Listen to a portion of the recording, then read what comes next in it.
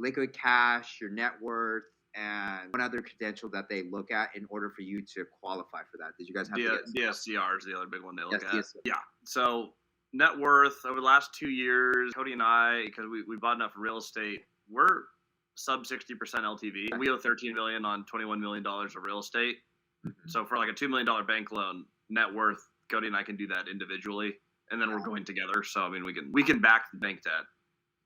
The DSCR, we just did a bunch of evictions, so it's a little bit lower, but we typically keep that metric around 2.0.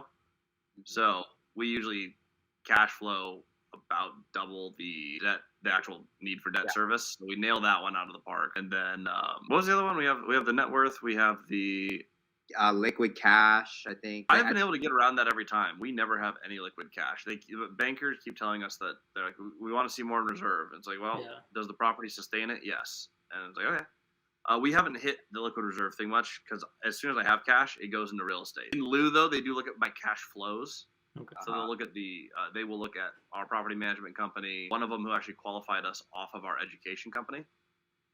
They're like, well, what are you guys bringing in a month? And I'm like, real estate, 6 figures, and the course, 6 figures, and PM breaks even. And they're like, yeah, we'll give you a loan. Sweet. So how do you go against the objection for the cash reserve not having it? So cash reserve is a fantastic thing to have.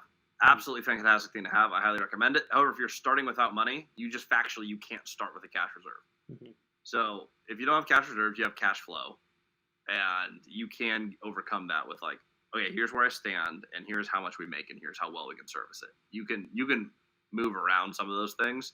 You can do the same thing with the net worth as well. If you have enough liquid cash, you can come in a little bit under their net worth requirements and go, look, there's no way I lose this. If you're only worth $1 million, but your $1 million is in cash, and you debt service cover at like a 2.0, a bank's going to be like, okay, I'm fairly confident we're not going to lose this. So as long as you have 2 of the 3 knocked out of the park, gotcha. If you have fantastic cash flow and you're low on cash, you usually get away with it. That's been our case. If you have a ton of cash, you can probably get away with the low net worth for a bigger loan. Just kind of depends on what variables you have and who's underwriting.